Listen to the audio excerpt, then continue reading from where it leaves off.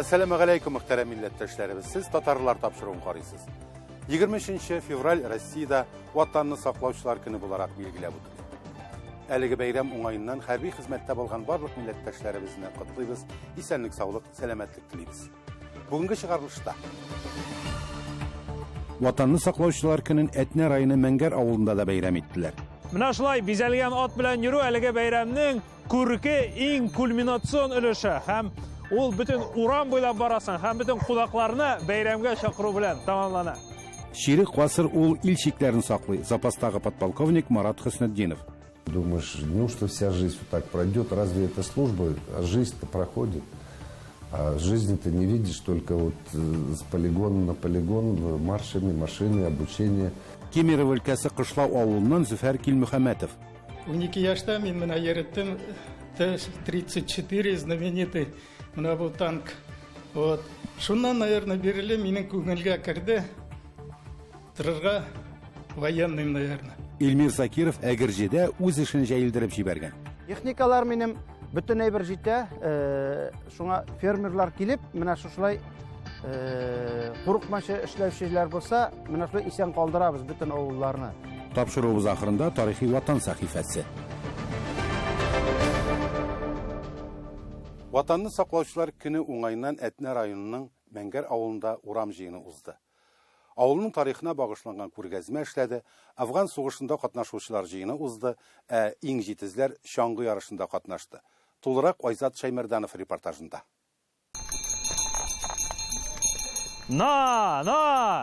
Жиктіріп парад Казанга туп-туры киттем, карап чаптыратларны көчер суккалап та тарткалап. Менә шулай бизәлгән ат белән йөрү әлеге бәйрәмнең күрке иң кульминацион өлеше һәм ул бөтен урам буйлап барасың һәм бөтен кунакларны бәйрәмгә чакыру белән тамамлана.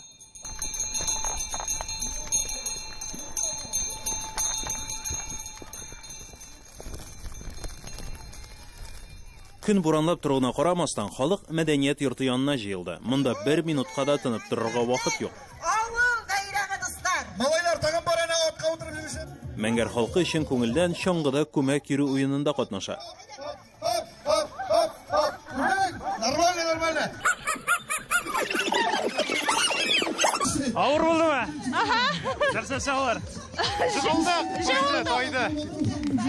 Тегендә асфальтта юл тайга аксында тайып биттек ялгышкыла.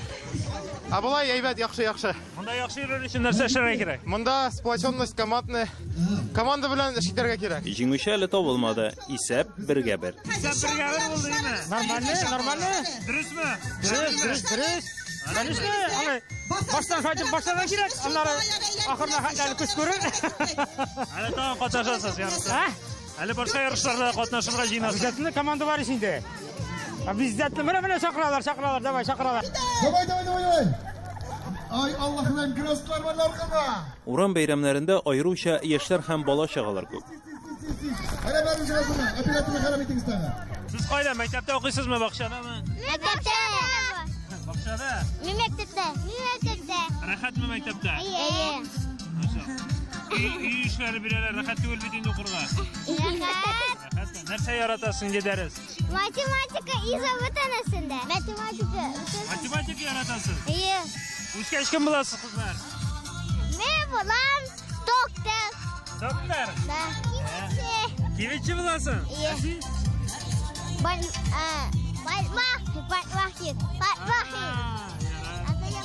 Шәһәргә китәсезме, монда каласызмы? Монда калабыз. Мәңгәр үзәген бер заман шашлык һәм пылау исе басты. Халык авыз итте.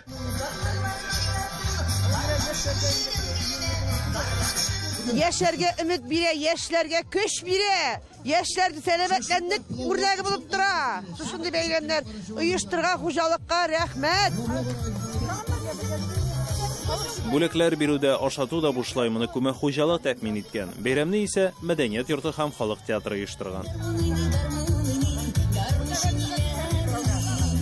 Мондый бәйрәмнәрне без ел сайын уздырабыз. Бу бәйрәмнәр бу җирлектә булгач, башка авылларда, Бахтияр, шулай ук Иске Мәңгәр авылларында уза инде.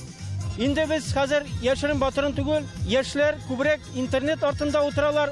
Аларны интернеттан аерып, авылның матурлыгын, киләчәге яшьләр кулында инде. Шуңа күрә шушындый уеннарда катнаштырып, өлкән буын белән берлектә саф һавага чыгып, сау сәламәт булып, шушы күмәк хуҗалыкка яңадан әйләнеп кайтсыннар дип өметләнеп, шуннан күмәк хуҗалыгы инде моны спонсорлык итә.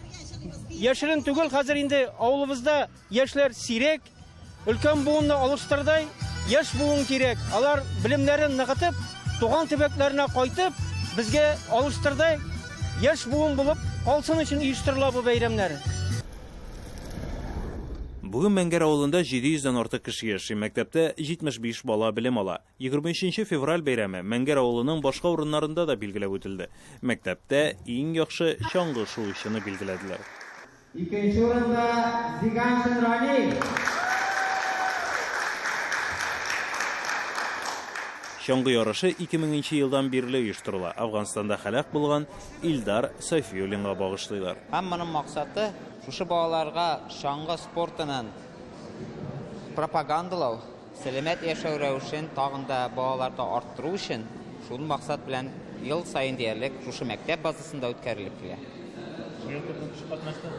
Бу ел безнең 2 өлешкә бүлеп үткәрдек. Укучылар 70ләп һәм профсоюз оешмасыннан 32 кеше катнашты. Кичкә таба Олы Мәңгәрдә афганчылар җыелды. Алар сугыш кыры хатирәләрен искә алды һәм башка сугыш булмауны теләде. Айза Шаймарданов, Татарлар, Әтнә районы. Әтисе очучы, әнисенең эше дә авиация белән бәйле. Ул да тормышын күк белән бәйләргә хыялланган, ләкин ракета гаскәрләрендә хезмәт иткән. 25 ел буе ил чикләрен саклаган запастагы подполковник Марат Хөснетдинов белән хәбәрчебез Гөлдар Хафизова очрашты. Нәселендә үзен хәрби хезмәткә багышлаган беренче ул була.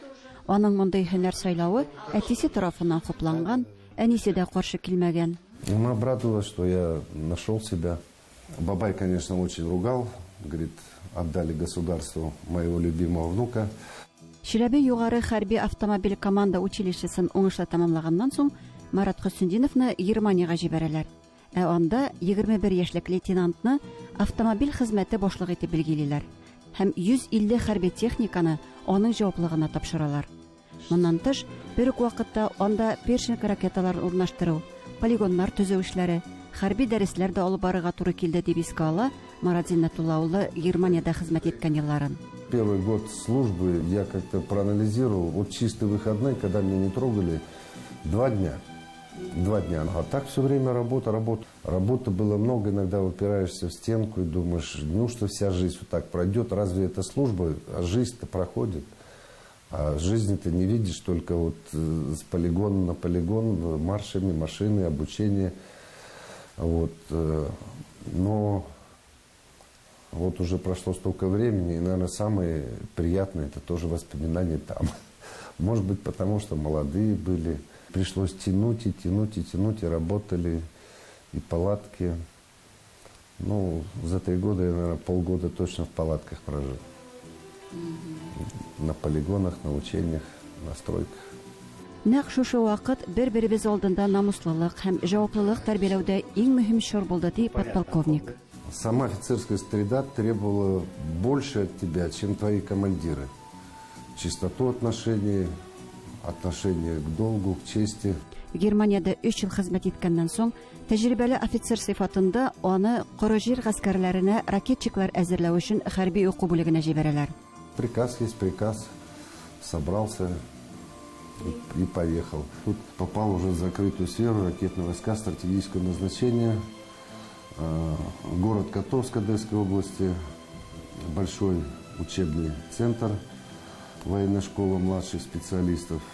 Укудан тыш хәрби тәрбия эшлә алып бара. 25 яшьлек офицер туган йортыннан аерылган 18 яшьлекләр өчен олы абый, кайчагында әти урында да була. Конечно, была гордость за обученных, возмужавших. И отправляя их в войска, конечно, немножко щемило сердце. 28 яшендә Марат Хөснетдиновка майор исеме бирелә. Карьера үсеше уңышлы бара. Я старался. У меня не было в родне никого военных. Попадая в круг офицеров, хотелось чего-то достичь, доказать моральные ценности семье, доказать себе. И, как правило, быть одним или два человека, представители татар, не опозорить. После меня и младший брат пошел в военное училище, он закончил танковое училище, двоюродный брат. Хәрби һөнәрем аркасында бөтен илне йөреп чыгарга туры килде, ди Марат Зиннәтулла улы.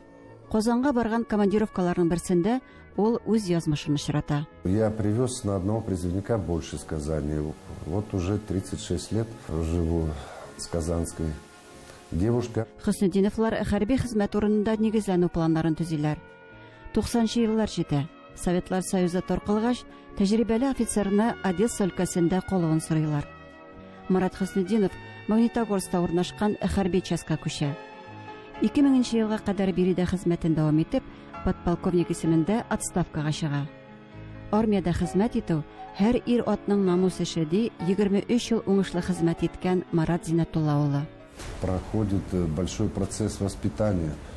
Он отрывается от семьи, он становится самостоятельным, он принимает решения уже сам. Он старается наладить отношения в коллективе, не опираясь ни на кого. Он чувствует ответственность за себя, он чувствует ответственность за коллектив, в котором служит, и работает на коллектив. Это такие мужские черты характера, которые, я думаю, воспитываются именно в солдатской среде. Это стоит испытать себя. Это нелегкий труд, это почетный труд, это усилие над собой. Здесь армия учит тому, что ты обязан еще что-то отдать и родине, помочь товарищу, переосмыслить себя. Ие, яклаучы, сакчы булу теләге ир-атларга табигатьтән салынган. Да, защищаем, да, сохраняем. Если в узком понимании, то это да, это семья, это ребенок. Но это твой же город, это твоя нация, это твой Татарстан, который он растет и умножается. И только единение дает силу за свой народ. Алга. Магнитогорстан Гөлдар Хафизова, Татарлар. Хөрмәтле тамашачыларыбыз, сез Татарлар тапшыруын карыйсыз. Программабызның икенче өлешендә. Кемерово өлкәсе Кышлау авылыннан Зөфәр Килмөхәммәтов. 12 яшьта мин менә йөреттем Т-34 знаменитый. Менә бу танк. Вот. Шуннан, наверное, биреле минем күңелгә керде. Торырга военным, наверное. Илмир Закиров Әгерҗедә үз эшен җәелдереп җибәргән. Техникалар минем бөтен әйбер җитә. Шуңа фермерлар килеп, менә шулай курыкмачы эшләүчеләр булса, менә шулай исән калдырабыз бөтен авылларны. Тапшыруыбыз ахырында тарихи ватан сәхифәсе. Киләсе сюжетта без сезгә бала чактан ук хәрби булырга хыялланып үскән Зөфәр Килмөхәммәтов хакында сөйләрбез. Кемерово өлкәсенең Кышлау авылыннан Елена Сафиуллина. Менә үзем турында әйткәндә 5 дядям минеке монда. 5 абыйларым әйе. 5-сеннәр 4-се дә кайттылар исән-сау, ә берсе үлеп калды сугышта. Менә күрә, шуларга күрә мин дә аларның продолжение итеп тиеп, военное училищега барып, служить итеп, тоже военный булып кайттым. Авылны мәктәп музеенда да Килмөхәммәтовлар нәселенең хәрби батырлыгын дәлилләп торучы экспонатлар бар. Мәсәлән, Зөфәр Килмөхәммәтовның абыйсының әйберләре. Он принимал участие в освобождении Будапешта, Вены, вот, и закончил войну под Прагой в 1945 году. Но с армии его не уволили и перебросили их на Украину, и еще он там в течение 5 лет боролся с бандеровцами. Вот этот, он тоже для меня стал примером. Зөфәр Бариулы Кемерово өлкәсендә урнашкан кышлау авылында туып үскән. Әле инкыйлабка кадәр Николай икенче вакытында бу авылда яшәүчеләр үзләрен кырыс характерлылар дип танытканнар. Сәбәбе бу урыннарның артиллерия өйрәнүләрен үткәрү өчен уңай булуы, ә җирле халыкны аңа каршы булуы. Авылның тауына менгәч шул полигон башлана да инде. Анда ел сайын яңа артиллерия кораллары сынаулары әле хәзер дә уза. Ә 50нче елларда өйдән инде дусларына әверелгән хәрбиләргә каймак, эремчек, сөт кебек сыйларны алып, авыл малайлары шул полигонда үскәннәр дә инде. Алар безне палаткаларын, автоматларын бирәләр иде күрсәтергә, танкыда йөртәләр иде. 12 яшьтә мин менә йөрттем Т-34 знаменитый менә бу танк. Вот. Шуннан, наверное, биреле минем күңелгә керде. Торырга военным, наверное. Шуңа күрә Зөфәр мәктәпне тәмамлагач, кая укырга барасын төгәл күз алдына китергән. Киттем мин военное училищега. 1970 елны мин аны бетердем, и безгә присвоили звание лейтенант. И по направлению был откомандирован для прохождения дальнейшей службы Дальневосточный военный округ. Андамин проходил службу переправочно-десантный батальон, город Лесозаводск, Приморского края. Эшчел Андамин служить иттем. Гомер буе укырга, үзе өстендә эшләргә яраткан Зөфәр абый, магистра юнәлеше итеп сайлаган һөнәрдә һәрвакыт кәмияшергә тырыша ул. Кердем в военной инженерной академии имени Куйбышева Мәскәүдә. Дурделанда укыдым. Вот аннан бетергәч, аны бетердем мин с золотой медалью академии.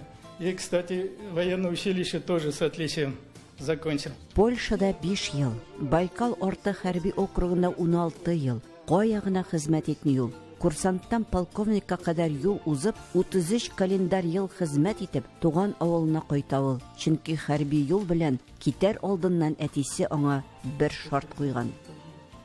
Улым, качан синең срогың җитер, вакытың бөтен нәрсә служить иткәч, обязательно туган ереңә кайт диде. Әтием инде үлгән иде күптән. Вот. Әнием монда үзе генә, хотя абам да монда иде, но мин кайттым инде әниемне карарга. Авылда да эштә булаңа. Офицерское собрание города Юрги. Вот. Анда бөтен военно-патриотическое воспитание белән занимаемся. Біз оборудовали Новоромановда святой источник имени адмирала Федора Ушакова. Гомеренең соңгы этабында ул үзен Кышлау нуры мәчетендә хезмәт итүгә багышлый. Наш председатель ревизионной комиссии Килимухаметов Зуфар Бариевич. Так вот прошла жизнь. Нисколько не жалею, что я пошел и стал военным. Я горжусь этой службой. Как говорят в фильме «Офицеры», есть профессия Родину защищать. И я считаю, я ее выполнил, этот завет. Узган елның көзендә Зөфәр Килмөхәмметов бу дөньядан китте. Кызының, улының, оныкларының, аны белгән һәр кешенең хәтерендә ул мәңгегә чын полковник булып калачак. Кемерово өлкәсенең Кышлау авылыннан Елена Сафюлина, татарлар. Шәһәрдән авылга Ижауда торган Әлмир Закиров Әгерҗе районының Татар Шашадысы авылында ат фермасы ачкан. Хезмәттән куркмый ул. Гомер буе авыр техника белән идарә иткән. Теләге үз эшен җәелдереп, халыкны эш белән тәэмин итү. Тулырак алдагы видео язмада. Менә шулай йөремен инде ике арада. Ижау белән авыл арасында. Итәсе килмәй, кайтып җитәм Ижевскига. Уже иртәгән монда уже киләсем килә. Әлмир Закиров көн сайын 200 чакрым ара үтә. Тик юл ераклыгы куркытмаяны, авылда ат фермасы ачу теләге 3 ел элек үк барлыкка килә. Булачак җирне туган ягында Татарстанда эзли. Тырыш, максатчан эшмәкәр теләгенә ирешә. Ферманы Әгерҗе районы Татар Шашадысы авылында ача. Монда где-то 1300 гектар диделәр инде ул җирләрне. Шуларның бер 300 гектарын менә чистарттым инде. 1 метрлы агач янда 1-2 ел 1-2 ел гына да ул берничә ел инде аларны пешәнен юл тирәсеннән әзрәк чабыштырган булганнар. Но мин Шул жулларны анда серона 1-2 ел чапмаганнар пишеннәрен. Мин аларны агачларыннан айырып, прессовать итеп бардык инде. Алдан Зур майдандагы җирне эшкәртү өчен заманча техника да кирәк. Закировның хуҗалыгында моңа кытлык юк. Ул 30 елдан артык үзенең шәхси трактор йөк машиналарында эшли. Техникалар минем бөтен әйбер җитә. Шуңа 3 Беларус кына бар минем. Сельхозтехникалар, пресс-подборщик алдым өр-яңгыны, ворошилка алдым, косилка алдым өр-яңгыны, тоже бөтен әйбер өр-яңгы инде. Әнә шулай һәр яктан да үҗәт булган милләттәшебез ферманы 1 ел эчендә киңәйтә, үстерә. Бүген биредә 50дән артык ат тота. Булар яннан ничек китәсең инде? Үзләре магнит кебек тартып торалар алар менә бит. Алар мин кайткачтан киләләр минем янга. Бөтенесе җыелышып килә, төреп алалар мине. Яраталар. Иң мөһиме, киләчәктә авыл халкын эш белән тәэмин итәргә мөмкинлек булачак. Авылларның киләчәге эшмәкәрләр кулында ди ул. Менә шундай безнең ише фермерлар килеп, менә шулай курыкмашы эшләүчеләр булса, менә шулай исән калдырабыз бөтен авылларны. Инде хәзер үк Әлмир Закировка татар шашадысында яшәүчеләр рәхмәтле. Үз тракторында ул авыл юлларын чистарта, төзекләндерү эшләрендә ярдәм итә.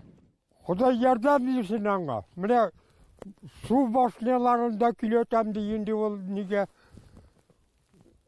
эш урыны булар яшьләргә хотя бы. Авылда йөриләр менә бер сизалар. Шушылай маллар асраса ул яшәргә тиеш. Мал булмаса ул юк инде ул. Киләчәккә эшкуарның максатлары зурдан. Теләге ферманы киңәйтү, яңа бина төзү, атлар санын арттыру. Тагы бер хыялы тулысынча шәһәрдән авылга кайтып төпләнү. Әгерҗе районыннан Нәзир Нигъманов, Эльвира Вахитова, татарлар. Болгар иле монгол явыннан соң үзенең ярты дәүләтен югалта. Әмма мәдәниятен һәм динен саклап кала. Алай гына да түгел, исламны Алтын Урда дәүләтенең төп диненә әйләндерә. Сүземнән тарихи ваттан сәхифәсенә шират җиткәнен аңлагансыздыр.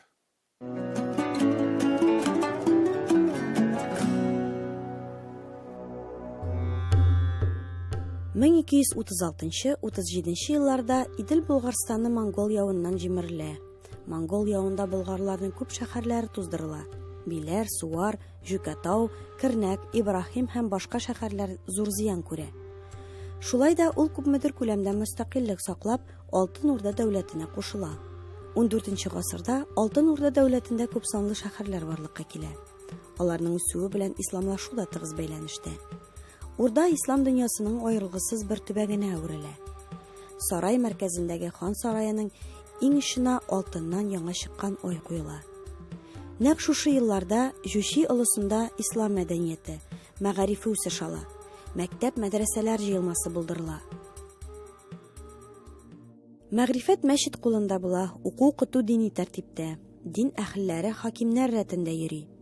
Бу чор мәктәп мәдрәсәләрендә Коръән, кыйраат, тәфсир, хадис, гарәп, фарсы телләре, әдәбият, хукук фәне, тарих, геометрия, география, астрономия һәм фәлсәфә өйрәнелгән. Бу дәүләт белән идара итү вазифаларын башкаручылар, сәүдәгәрләр, табиблар әзерләү өчен кирәк була. Болгардан чит илгә китеп, Көнчыгышның Бохара, Сәмәрканд, Газна, Нишапур, Бәлх, Багдад, Мәрв кебек фән, дин, мәдәният үзәкләрендә белем алып кайту зур казаныш булган. Гадәттә мәдрәсәләр ханнар яки башка зур шәхесләр канат астында эшләгәннәр. Жүчи олысында иң танылган мәдрәсәләр Сарай, Хорезм Болгар, Кырым, Хаҗи Тархан шәһәрләрендә һәм өлкәләрендә булган. Элекеге данлыклы мәдрәсәләр, мәгърифәтчеләр хакында халкыбыз арасында риваятләр дә йөргән. Бер риваяттә Шәһри Болгарга Мәккәдән үк килеп, зур мәдрәсә ачкан һәм бик зур муллалар чыгарган Сөләйман хуҗа турында сөйләнелә. Хатын-кызлар мәдрәсәләре хакында да риваятләр була. Шундыйлардан Туйбикә мәдрәсәсе исемле риваят. Туйбикә абыстай үзе хан нәселеннән булган ди. Шәһри Болгарда аның бик зур кызлар мәдрәсәсе булган икән. Анда төрле илләрдән бик күп кызлар килеп, зур галим булып чыкканчы укый торган булганнар ди. Ул мәдрәсәне 66 абыстай мәдрәсәсе дип йөрткәннәр имеш. Алар үзләре Биләр шәһәреннән Шәһри Болгарга барып сабак укыйлар икән.